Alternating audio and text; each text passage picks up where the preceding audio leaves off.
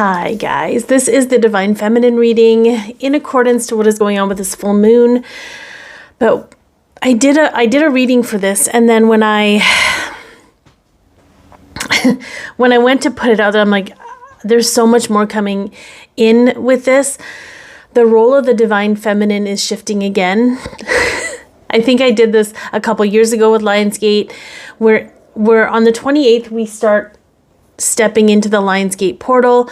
I'm going to do another Lionsgate event, so the link's in my description box below if you want to learn more about it.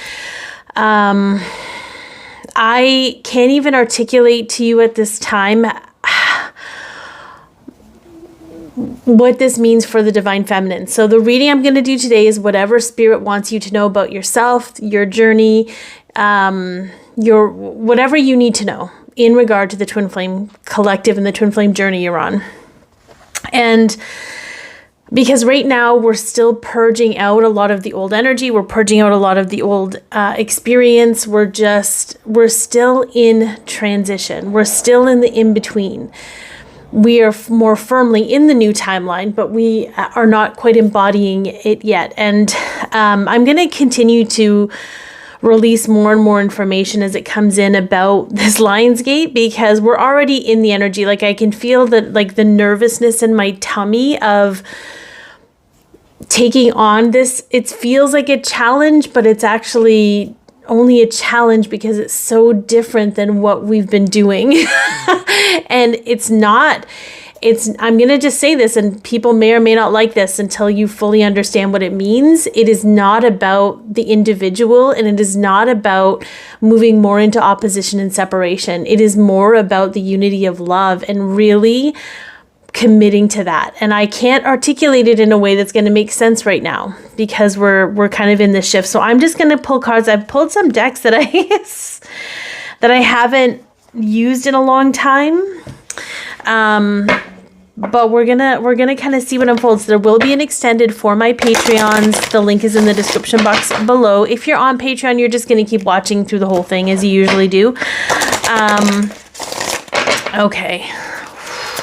It's so potent and it's so exciting, but it's terrifying at the same time. I feel not terrified, but I'm like, oh my God. Okay. All right. What do we want the Divine Feminines to know? Okay. Interesting that we have the sea turtle. Okay. I brought out the book just to kind of see what it means. We have the tiger. Okay. These are such beautiful cards. These are the Dreamscape Oracle cards, if you want to know. Oh, we've got octopus. Okay. All right. I will feel into whatever needs to come with these. I don't know where we're going to go with this. I feel like I need another 2 to fill out the line. Oh yeah. The gate. I can't even, yeah. I just have to trust that what I'm picking up is what it is, and it's not like, and the serpent. Okay. So serpent means a lot of different things to me. It's very much Kundalini. It's the magic of things. Oh, we have a random one. The Selkie. Oh, okay. We're going to leave that up for just a moment. Let me just feel into this. The gateway to magic. The gateway to our own magical journey, our magical essence, our magical alchemy. Like, it cannot be articulated at this point. I am still processing and percolating on the information that I've been given. I mean, you can feel me. This isn't like, I'm not getting excited because I don't like where we're at. Like, that's not what this is. This is very, like, destined. But so we have, I feel, going with the flow. There's just, even though tiger represents like a very fierce energy, fierce love energy, this tiger is solid. This tiger's like, there's no defensiveness. There's like, it's almost like, you know, if you knew how powerful you are, you wouldn't worry about things that you think can take your power away. There's something with that. The octopus is very interesting because the octopus is very curious. It's very intelligent, but it's also got its tentacles all over the place. So we're going to lean into that. The book might have some really interesting things, so I'm going to look at that. The gate, for sure, represents Lionsgate for me. There's no doubt in that. And then the serpent. The serpent is lying in wait, but not a predatory serpent. The rise of the magical, the rise of the magic. And then the Selkie is shape-shifting creatures who can change from seals to humans by shedding their skin. Myths say that if a man finds a female Selkie's discarded skin, they can marry the Selkie while she's in her human body. The man hides the skin, trapping her against her true nature, never allowing her to return to the sea and her kin. The only way for the Selkie to receive her freedom is to find and take back her skin. Feeling like your freedom is compromised and there's a loss of self-control. I feel I should probably cover, and I might get in trouble for that because there's boobies. I don't know if that, will that affect, anyway, it doesn't matter. Think about how we have felt so disempowered on this journey, as if we don't have any control, as if we don't have any freedom. We're waiting for all this to transpire. And what's interesting is like, every time we get a new mission, it's not that we were going about things wrong. It's that we had to go about things in that way for that time period in order to get the most out of what we were experiencing. So we're done with having a lack of freedom. What that means, I don't know. And I don't, when I feel into the whole, pseudoscience of like, well, you got to trick yourself into your freedom, or you got to trick yourself into, or this is happening for you. And, sort of like that parents like, I know best for you. I think we're over that. I think we know what's best for ourselves and we're living into that now, but we still have a lot of the old stuff of doubting whether we know what's best for us or not. And that in itself is a trap. It's our mind. Our mind is trapping us. So I feel so much of this shift is going to be about shifting our mindset about things, and not in the whole superficial way, but in a really deep, intrinsic, like, it almost feels crazy because your higher self and your energy, or the energy of this time, is taking us sort of in the old, in the new, in the old, in the new. So it kind of feels a bit crazy making, but it's just for your awareness, and it's just to allow for things to move out. Okay, let's look at the sea turtle. Sea. Oh. Okay. Enjoy the journey of your life. Start planning for the future. Okay. It's okay to have hope for your future. It's okay to have plans. A friend of mine, a really good friend of mine, is starting to, I'm going to say hi, Kelly. She's starting to, really utilize her pendulum. She's like, but I don't want to get my hopes up. But if we're truly in the flow of things and we truly believe that everything is working out for us, because I think we're done with the hard lessons. I'm not saying that as a fluff piece. I think we're done learning from the hard lessons. I think it's actually worse for us to lean into that hard energy now. I think it actually makes us feel worse. I think it makes us doubt and question instead of opening us up to expansion and expression. I think we're done with the hard lessons. I think we're going to start to learn that it's okay to hope. And I don't know how that's going to show up, but there's some sort of fluidity to this. And I don't know what it is about dreams that needs to come up for some people. Pay attention to your dreams, maybe. Okay. Overcome adversity through personal power. Exert a strong will to push through tough times. We've been pushing through tough times. But this lion isn't forcing anything. The divine feminine is not meant to force anything, but because of our because of the family we grew up in, because of the disempowered life we've had, we feel like we've had to force things. We've had to step into our, I want to say, toxic masculinity, which is really just the inverted feminine energy, which I'm going to get to at another date because it's still processing. It's really, this does not look like a lion that needs to force anything. And the divine feminine is the spark of creation. Things are birthed through the divine. We do not need to force anything. We just need to sit in our power and let things unfold. But we don't know how to do that. We don't know how to do that. Even in trying to do that, we're trying to do something. You know what I mean? So, yeah. Okay. Octopus. What do we have? Octopus.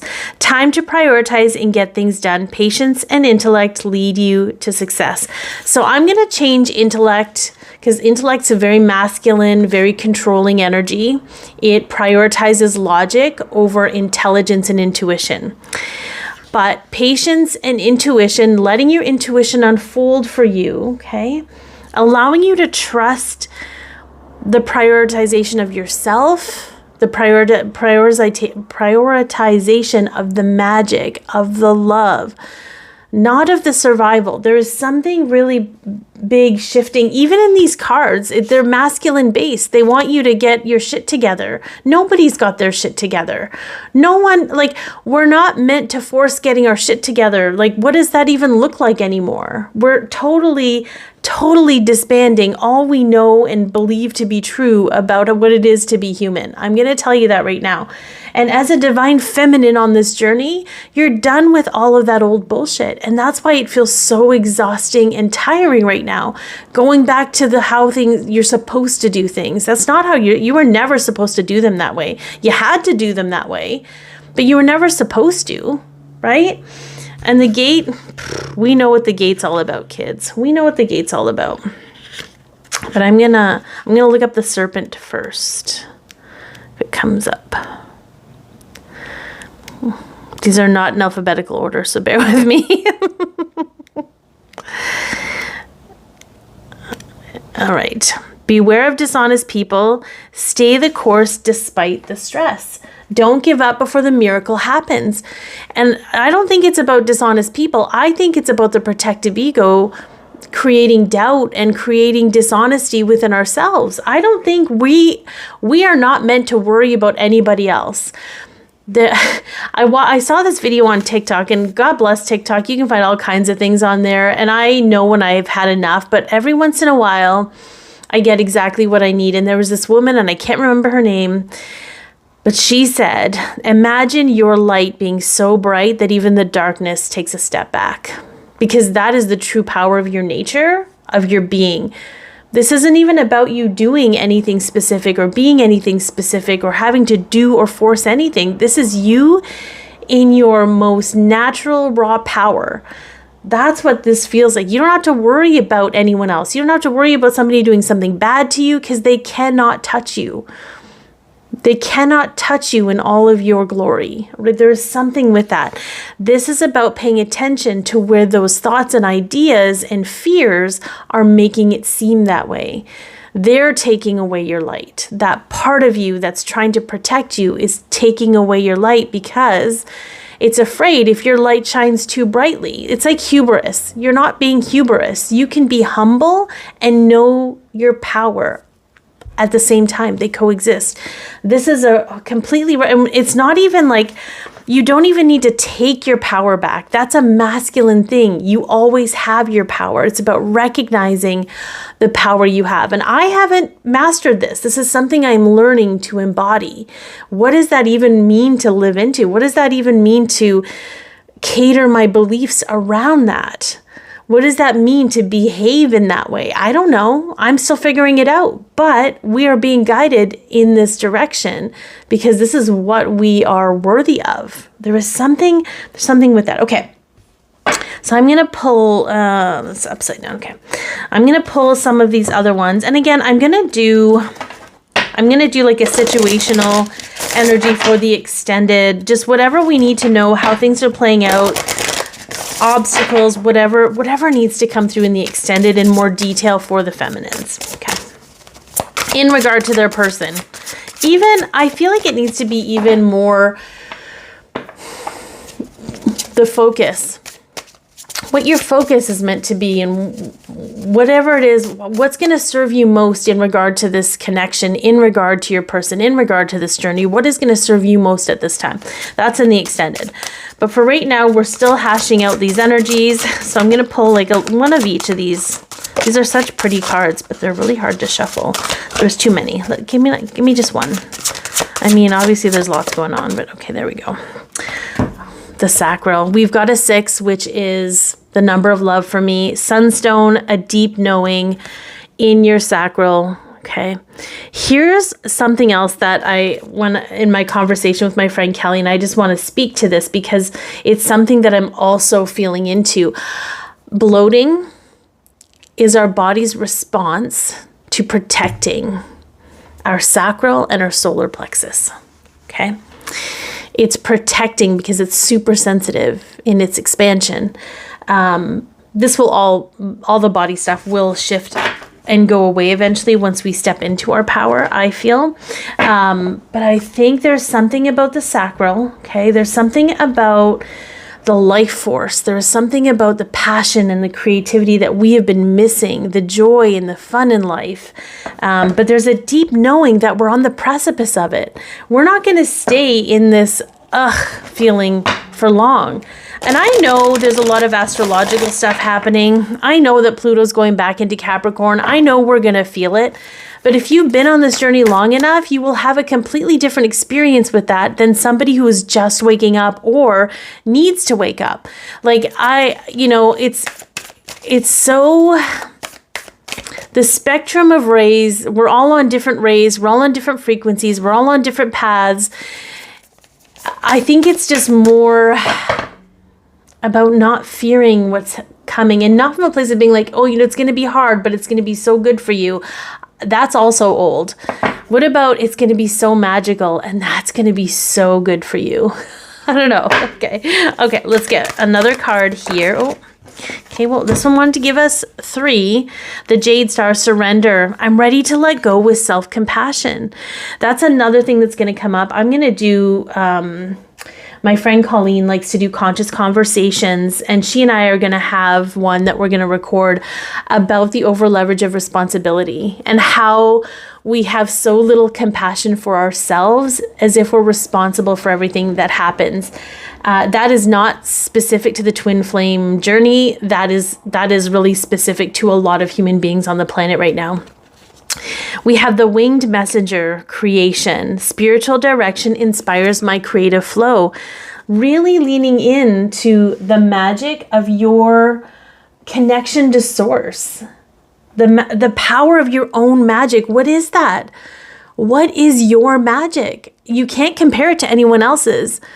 You can't think that, I don't know, we're so used to looking by comparison to thinking, will this fit me? Will this suit? Like, we are at a point of creation that we can't even define or articulate. We just sense it and know it. But we're going to embody it in a different way. And maybe where the words in the mind don't really make a lot of sense. We have the ruby star. We've got flow. I embody my authentic and sensual essence. Okay. I don't know. I mean, I personally have been feeling a lot better. But even when I look in the mirror and I'm like, oh my God, why is all this energy on me? I still allow myself to sit in the light of my energy. Because regardless of how much weight I have in my body, whether I look the part or not, I feel the part. And that's got to count for something. But this is really just allowing things to flow. We don't know how to do that. We're so used to steering the ship and managing and micromanaging and mitigating. We don't know how to just enjoy the ride. We don't know how to be a guest on a cruise ship. We don't know how to do that. We only know how to make things happen. I don't know, guys. This is we've never been here before. And I know people say that a lot, but we've really never been here before. Even if you look back at ancient times of Lemuria and Atlantis, they weren't where we are. They didn't have to come up from being cut off from ourselves. We don't have anything to compare this to. Okay. All right, one more card and then we'll get into the extended. If you're still here, thanks so much for tuning in this long. I appreciate it. It does help my revenue, to have people watch, even if you just watch it in the background, you mute it, whatever, as long as it's playing, it helps me continue to work my business and allow myself to have an income while I do this. So, and for those of you that watch the full 5 seconds or 10 seconds of my ads, I appreciate that too. Angelic frequency. Angels are here. You are safe. Potent connection. Imagine. Now here's the deal. And I'm probably going to talk a bit about this in the event. And I'm going to talk about this probably in the extended. Okay. We operate from a masculine place as divine feminines when we feel unsafe. And we often feel unsafe because our masculine physical person isn't here to protect us energetically, physically, what have you. It's coming, but it's understandable why we've had to manage so much. We're just done managing. We're just going to let shit fall apart if it has to, okay? There's something with that. Okay. You are safe. We're stepping into the understanding of what that really means. And again, it goes back to where we give our power away out of fear and conditioning and programming. We're done doing that. When we feel safe, we feel a deeper connection to ourself, to our person, to our journey, to our peeps, to our power. Okay, it's when doubt and fear and all of that 3D bullshit that we're dismantling right now comes in and robs us of all of that. So there's an awareness piece to that. Okay, now thank you so much for tuning in. I'm sending you all so much love. If you want to watch the extended, please click the link in the description box below. And here we are. Okay.